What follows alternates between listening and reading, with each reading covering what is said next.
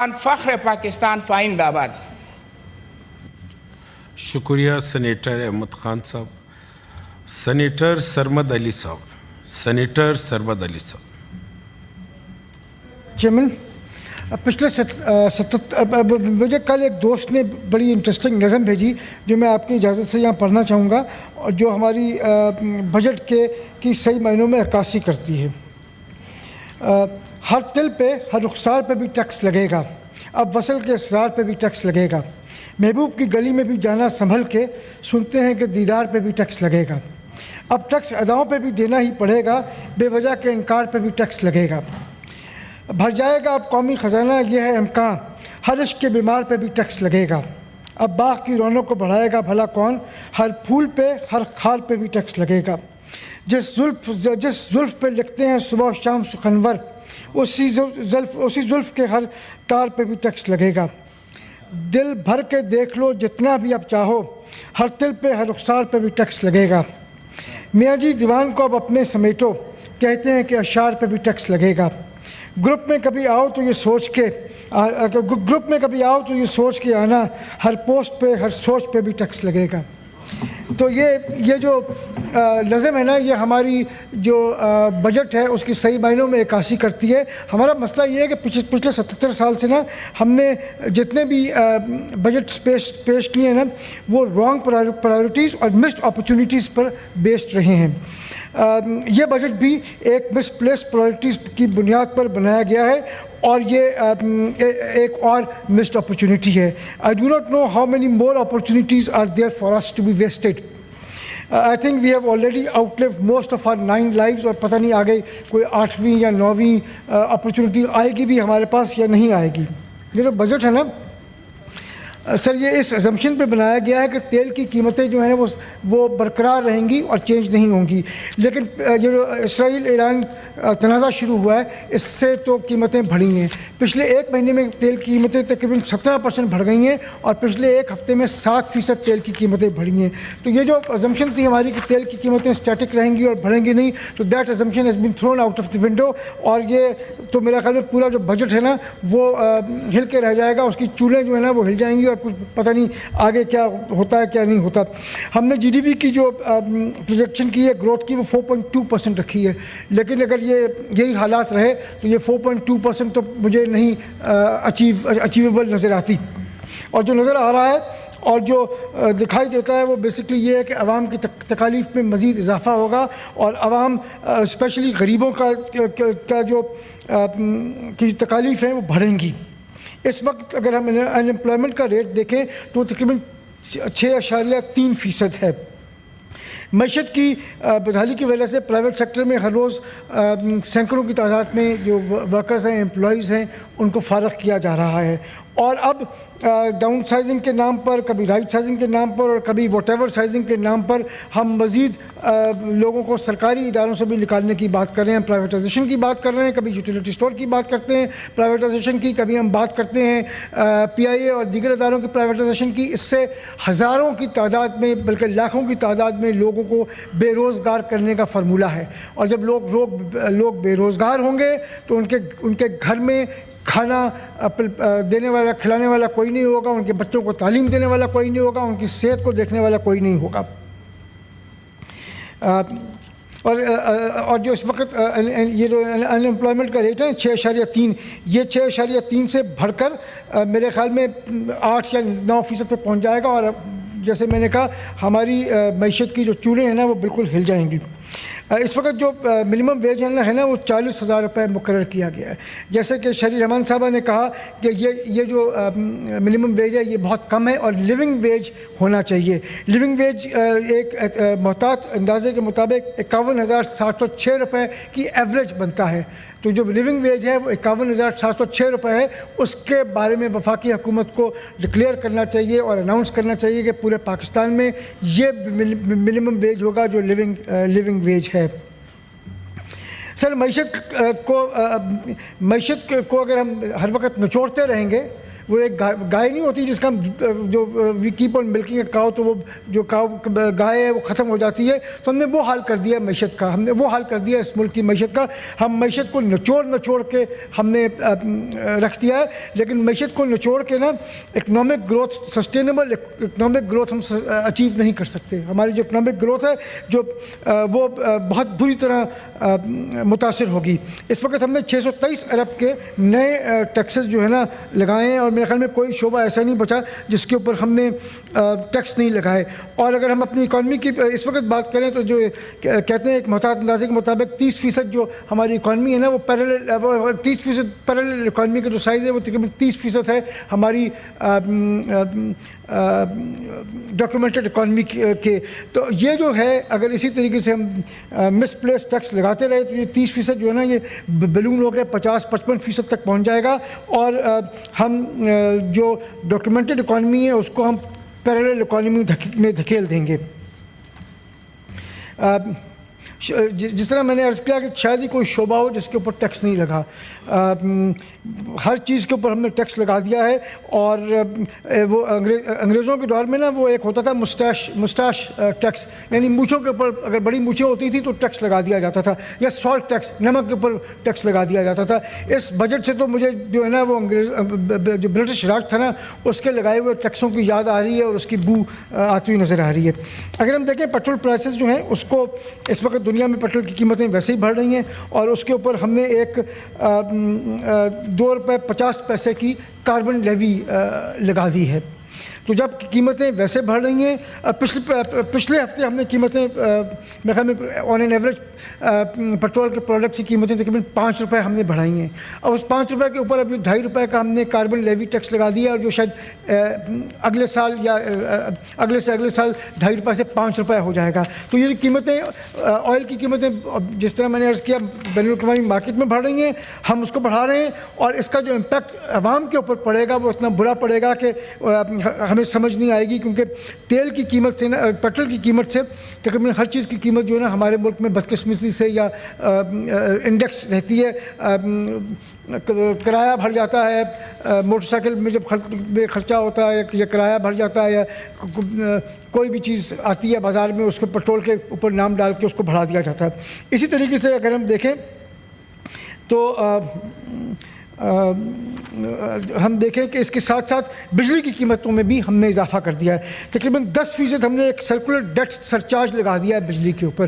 یعنی یہ circular debt وہ قرضہ ہے جو ہم نے حکومت نے ادا کرنا ہے آئی پی پیز کا، جن سے ہم بجلی لیتے رہے اور ہم وہ نہیں ان کو پیسے دیتے رہے اور وہ ایک بیلونڈ ہو کے رہ گیا ہے. اس کا خمیازہ ہم کہتے ہیں کہ جی حکومت نہیں بھگتے گی، عوام بھگتیں. اور وہ 10% کا ہم نے اس کے اوپر ایک سرچارج لگا کے عوام کے اوپر ڈال دیا تاکہ وہ جو بجلی آلریڈی دینے کے قابل نہیں ہے وہ 10% اور اس کے اوپر دے دو کہ اور وہ اس کی کمر ٹوٹ جائے. وہ ایک محاورہ ہے کہ لکڑی کو اتنا مروڑو جتنی وہ مڑ سکے. ہم نے اس کی جو لچک ہے نا لکڑی کی ہم وہ ختم کرتے جا رہے ہیں. مجھے لگتا ہے کہ لکڑی جو ہے نا یہ جو شاخ جو ہے نا یہ جلدی ٹوٹ جائے گی اگر اسی طریقے سے ہم کرتے رہے. پیٹرول اور بجلی کی جو قیمتیں ہیں اس میں اضافہ جو ہے وہ مزید جو ہے نا سٹرین کرے گا ایک اوور برڈن عوام کو. جب ہم پالیسیز کی بات کرتے ہیں تو عجیب و غریب پالیسیز ہم بنا رہے ہیں. اس وقت بات کی میرے خیال میں مجھ سے پہلے بات کی شاہزیب درانی نے، انہوں نے بات کی کہ جی ہماری میکرو اکنامک اسٹیبلٹی انڈیکیٹرز میں اسٹیبلٹی آ گئی ہے. وزیر خزانہ نے بھی اپنی بجٹ تقریر میں یہ بات کی، سب یہ بات کر رہے ہیں. یقیناً میکرو اکنامک انڈیکیٹرز میں اسٹیبلٹی آئی ہے، لیکن اگر اسی طریقے سے چلتے رہے اور یہ بجٹ ہمارا اسی طریقے سے آیا اور عوام کے اوپر ہم مزید بوجھ ڈالتے رہے تو یہ جو اسٹیبلٹی ہے نا یہ غائب ہو جائے گی. شکریہ سر. آپ نے لوگوں کا 15 منٹ دیے، میں نے تو ابھی 8.5 منٹ لیے ہیں. نہیں 9 منٹ ہو گئے. نہیں سر 9 ہو گئے، لیکن ابھی ممبران کے لیے 10 منٹ اور پارلیمانی لیڈرز کے لیے 15 منٹ. سر 7 منٹ ابھی رہتے ہیں تو اپنا تو بیسیکلی ممبران بھی آپ کے بات کریں گے نا جی. تو اگر آپ دیکھیں تو یہ میکرو اکنامک انڈیکیٹر جو ہے نا یہ بالکل نیگیٹیولی کی طرف چلے جائیں گے. ہم اگر صرف انفلیشن کی بات کریں تو وہ مئی میں ایئر آن ایئر 3.2% ہو گئی، بڑھ گئی ہے 1.7% سے جو اپریل میں تھی. क्लाइमेट चेंज की बात ले लें, क्लाइमेट चेंज का बजट जो है, जैसे शहरी रहमान साहब ने कहा, हमने 50% रिड्यूस कर दिया है। सोलर पैनल्स के ऊपर 18% का टैक्स लगा दिया गया। इंपोर्टेड सोलर पैनल्स के ऊपर 18% का टैक्स लगा दिया गया है। शाहजेब साहब ने कहा कि जी वो इसलिए लगाया गया कि उसको एक बैलेंस करना था लोकल प्रोडक्शन को, तो लोकल प्रोडक्शन पर भी टैक्स हटा देते बजाय बैलेंस करने के। अभी शहरी रहमान साहब ने मुझे बताया कि चेयरमैन बिलावल भुट्टो साहब की कोशिशों की वजह से ये जो 18% का टैक्स लगाया गया था, GST लगाया गया था सोलर पैनल्स पे, ये आधा हो गया है और अब 18% से 10% हो गया है। तो very big thank you to chairman Bilawal Bhutto Zardari for getting this done. और इसके साथ साथ एक और चीज़ भी बताई गई है कि वो ये कि जो 4.6 अरब रुपए का ग्रांट थी जो हायर एजुकेशन कमीशन को दी जाती थी यूनिवर्सिटीज़ की मद में, उसको भी चेयरमैन बिलावल भुट्टो ने उसको भी रिस्टोर करवा दिया है। तो another thank you to chairman Bilawal Bhutto Zardari, तो जिन्होंने आवाम की और की जो इश्यूज़ हैं उनको रेज करके आवाम को कुछ रिलीफ दिलवाई है इस बजट में। अच्छा, एक तरफ तो हम बात करते हैं ना, अच्छा इलेक्ट्रॉनिक व्हीकल्स के ऊपर भी हमने टैक्स लगा दिया है। इलेक्ट्रॉनिक EV व्हीकल्स और EV मोटरसाइकिल्स के ऊपर भी टैक्स लगा दिया गया। तो हम क्या बात करते हैं, एक तरफ हम बात करते हैं कि जी हमारे सस्टेनेबल डेवलपमेंट गोल्स हैं, बात करते हैं क्लाइमेट के ऊपर की बात करते हैं। ये तो जैसे वो सोहेल बराइच नहीं कहता कि खुला तजाद है, तो ये एक तरफ खुला तजाद है कि हम एक तरफ तो हम टैक्स लगा रहे हैं जो रिन्यूएबल और क्लीन एनर्जी के जिससे बनेगी, और दूसरी तरफ हम कहते हैं कि जी ये हमारे गोल्स हैं, पता नहीं किस तरीके से हम इसको आपस में मिलाएंगे इक़दामात और हमारे उसके अंदर। जहाँ हम बात करते हैं इलेक्ट्रिक व्हीकल्स की, तो उसके साथ साथ छोटी गाड़ियों की भी बात कर लें। जो 850 सीसी तक की जो गाड़ियाँ थी ना, उसके ऊपर 18%, उसके ऊपर 12.5% GST होती थी, अब उसको बढ़ा के 18% कर दिया गया है। हमें ये देखना चाहिए कि वो कौन लोग हैं जो ये गाड़ियाँ खरीदते हैं। ये वो लोग थे जो ये गाड़ियाँ खरीदते थे जो मोटरसाइकिल से ग्रेजुएट होकर छोटी गाड़ी के ऊपर आते थे, या लोअर मिडिल क्लास के लोग थे। हमने उनके लिए भी गाड़ी की कीमत महंगी कर दी है। एक जो एल्टो है वो इस वक्त कुछ 30 लाख की या 32 लाख की पड़ती है, और सुजुकी और होंडा अगर हम देख लें तो वो तो करोला और होंडा देख लें तो वो तो 1-1 करोड़ की हो गई हैं। अल्लाह रहम करे हमारे हाल पे। और हम इसके साथ साथ जो हमने ऑटोमोबाइल इंडस्ट्री के साथ किया है वो ये किया है कि मुकामी ऑटोमोबाइल इंडस्ट्री को हम तबाही के दहाने पे ले आए हैं कि जो हमने कहा है कि जी imported vehicles, used import vehicles की इंपोर्ट हमने 3 साल से बढ़ा कर 5 साल तक अलाउ कर दी। यानी पहले 3 साल पुरानी गाड़ी आ सकती थी, अब 5 साल पुरानी गाड़ी आ सकेगी। और हम ये कमर्शियल व्हीकल्स की भी इंपोर्ट भी अलाउ कर दी है, यूज कमर्शियल व्हीकल्स की। तो लोकल इंडस्ट्री क्या बनेगी? हमने एक लोकल मैन्युफैक्चरिंग इंडस्ट्री को हम एक ट्रेडिंग एक मैन्युफैक्चरिंग इकॉनमी को हम एक ट्रेडिंग इकॉनमी बनाते जा रहे हैं।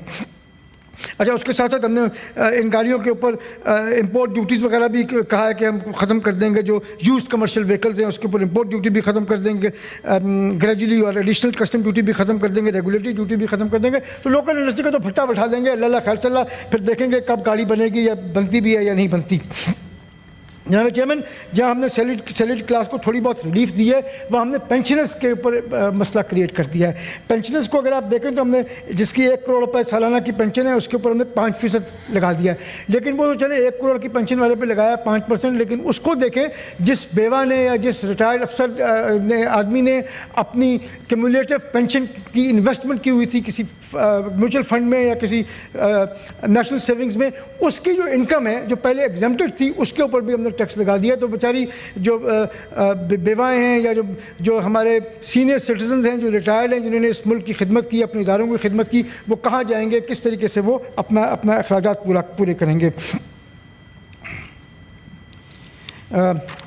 कल वकार मेहदी साहब ने कल जिक्र किया था APP, PTV और रेडियो पाकिस्तान की लोगों की तनख्वाहों की कि जी वो 10% तनख्वाह जो बढ़ती है उनकी तनख्वाहें गालिबन नहीं बढ़ रही। तो उसमें एक और मसला भी है कि उनके जो एम्प्लॉइज़ हैं ना, रिटायर्ड एम्प्लॉइज़, उनको सालों से पेंशन्स नहीं मिली, उनकी पेंशन पेंडिंग है सालों से, और वो दर बदर फिर रहे हैं अपनी पेंशन्स के लिए और कोई उनकी सुनवाई नहीं हो रही।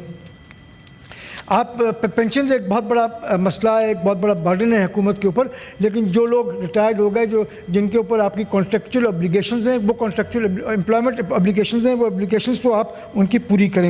اب دو چیزوں کی میں بات کروں گا اسپیشلی۔ ایک تو ہم نے پی ایس ٹی پی کی مد میں تقریباً 40% کمی کی ہے۔ 2024-25 میں یہ 1400 ارب تھا، ہم نے اس کو 1000 ارب کر دیا ہے، اور اس کے اندر دو پروجیکٹس جس کی میں بات کرنا ضروری سمجھتا ہوں، وہ ایک جو سے ہم میرے صوبے سے ریلیٹڈ ہیں، وہ ایک K4 ہے اور ایک حیدرآباد سکھر موٹر وے ہے۔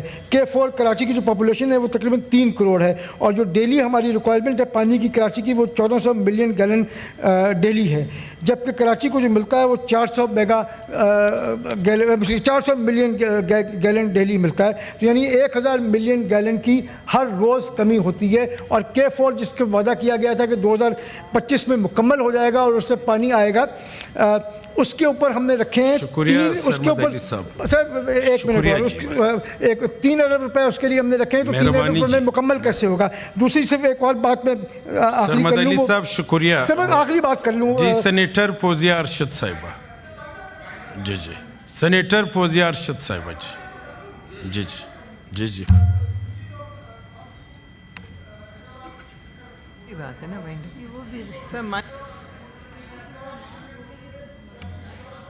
جی سرمد علی صاحب مائک آن کریں۔ سرخی پاؤڈر لگا کے ہم نے تھوڑی سی امپروومنٹ کر دی ہے، تو کوئی بھی دنیا کی پورٹ سٹی نہیں ہے جس کی کنیکٹیوٹی جو ہے پورے ملک کے دوسرے حصوں سے نہ ہو۔ پاکستان ایک واحد ملک ہے دنیا میں جس کا جو پورٹ سٹی ہے کراچی، اس کی کنیکٹیوٹی ہے ہی نہیں۔ ہم نے کراچی حیدرآباد تو ایک مذاق ہے، اور حیدرآباد سکر تو ہم نے مکمل ہی نہیں کی، وہ ٹوٹی ہوئی سڑک ہم نے چھوڑ دی ہے۔ اس کے اوپر سوچیں، یہ سندھ کے اوپر احسان نہیں ہے، کراچی کے اوپر احسان نہیں ہے، پاکستان کے اوپر احسان ہے کہ آپ کراچی کی کنیکٹیوٹی پوری ملک پہ کریں گے۔ خدا کے واسطے اس کے اوپر کہا گیا ہے کہ جی اسلامک، اس پر 399 ارب روپے کا پروجیکٹ ہے جس کے اندر 15 ارب روپے اس سال رکھے گئے ہیں۔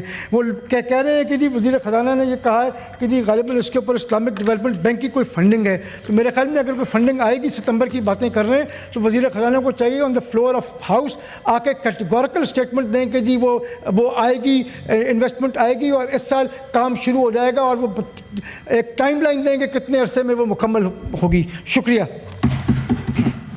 جی، شکریہ سرمد علی صاحب۔ سرمد علی صاحب ان آنریبل ممبران میں شامل ہے جو تنقید کے ساتھ ساتھ تجاویز بھی آپ دیتے ہو، اور بڑی مثبت اور تعمیری تجاویز دیتے ہو، تو تنقید کے ساتھ ساتھ تجاویز بھی ضروری ہے۔